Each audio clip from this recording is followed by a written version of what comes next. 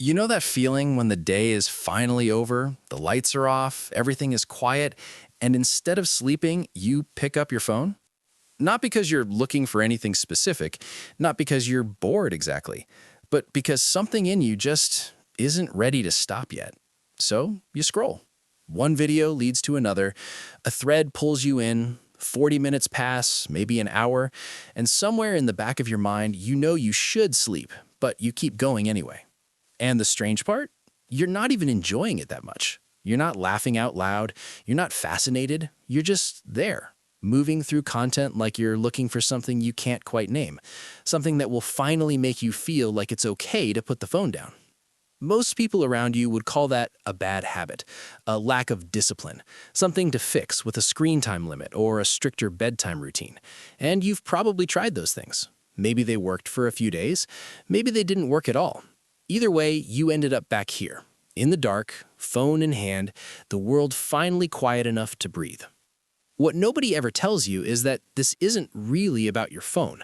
The behavior that's labeled as doom scrolling, late-night screen addiction, poor sleep hygiene, it's one of the most misunderstood patterns in modern psychology. Because when you actually look at what's happening beneath it, what's driving it neurologically and emotionally, it stops looking like a failure of willpower. It starts looking like something much more human than that. So let's talk about what's actually going on. There's a concept in neuroscience called cortisol rhythm. Throughout the day, your body runs on a hormonal clock. Cortisol rises in the morning to get you moving and slowly tapers through the evening to prepare you for sleep. But for a significant portion of people, that evening drop doesn't happen cleanly. The stress, the demands, the low-level hum of responsibility that runs through a modern day, it keeps cortisol elevated well into the night. The body is technically done, the mind is not. Researchers studying sleep disruption found that one of the most consistent predictors of late-night wakefulness wasn't screen use, it was unresolved psychological arousal. In other words, people weren't scrolling instead of sleeping, they were scrolling because their nervous system hadn't yet found its way back to neutral. The phone wasn't the cause, it was the response. Think about what that actually means. It means that every article, every study, every well-meaning person who told you to just put the phone down an hour before bed, they were treating the symptom, not the source. And that's why it never quite stuck. Because you weren't choosing stimulation over sleep.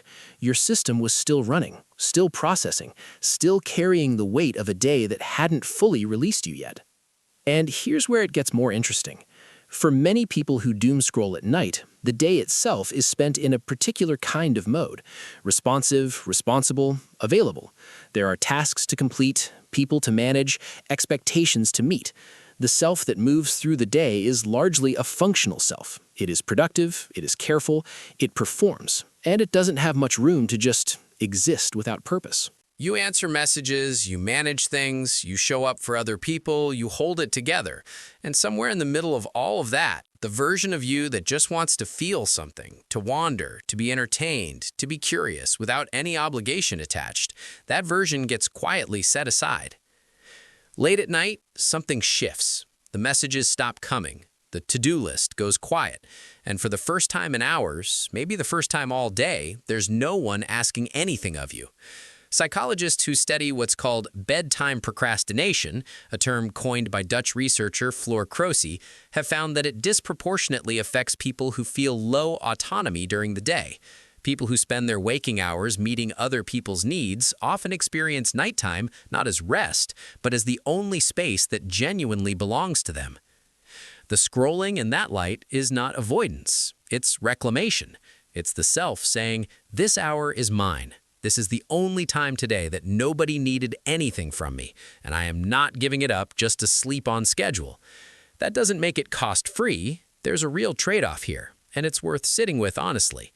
The dopamine loop that social media and video platforms are designed to create is genuinely powerful, not because it makes you happy exactly, but because it keeps the nervous system just stimulated enough to delay the discomfort of stillness. And stillness, for some people, is not peaceful. It's the place where unprocessed thoughts surface, where the things you didn't have time to feel during the day start to make themselves known. The phone keeps that at a manageable distance, not forever, usually just long enough to get tired enough to sleep without having to sit with it. This is where the pattern gets quietly costly, not in the way that people usually describe it, not simply you're losing sleep or blue light is bad for your brain. Those things are real, but they're surface level. The deeper cost is this. The emotions that surface in stillness don't disappear because you scroll past them. They accumulate. They sit in the body. And over time, the gap between who you are during the day, functional, capable, held together, and who you actually feel like at night starts to widen. Some people describe it as a kind of loneliness, not for other people necessarily, but for themselves, for the inner life they rarely have time to visit. And here is where the roots of this pattern go deeper than most people expect. For a significant number of people who struggle with late-night scrolling, the relationship with stillness was shaped long before smartphones existed. Homes where emotional unpredictability meant you always needed to stay alert. Childhoods where being still felt unsafe rather than restful, where quietness meant something was about to happen, or where your feelings weren't particularly welcome, so you learned to keep moving rather than sit with them. Or simply years and years of high-output, high-demand living that trained the brain to associate doing nothing with falling behind.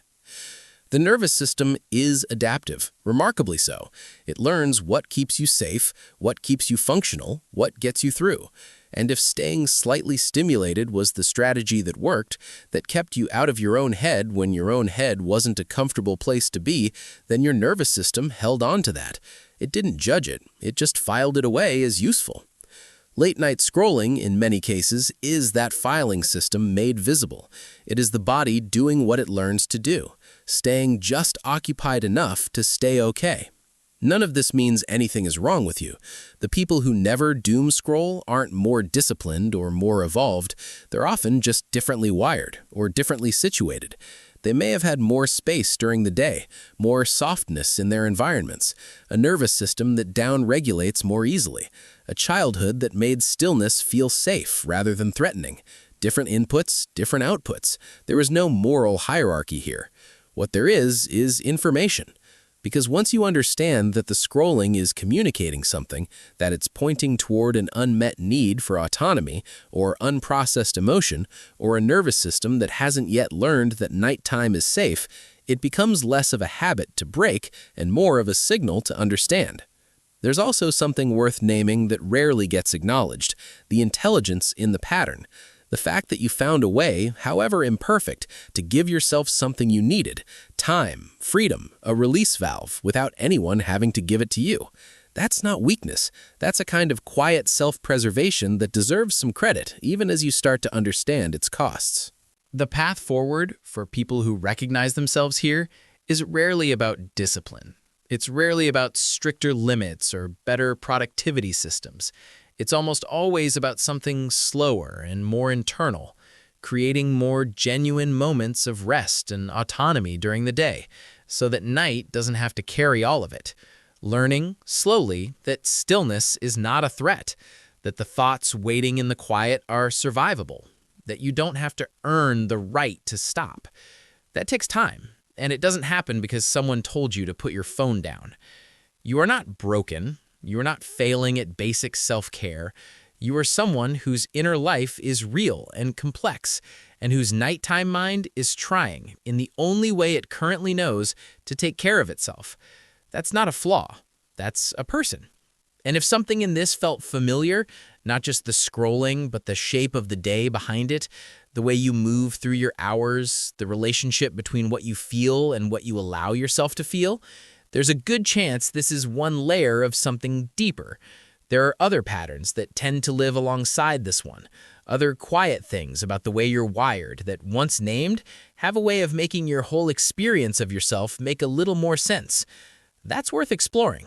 And if you're here, watching this kind of content at whatever hour it is, you already know that.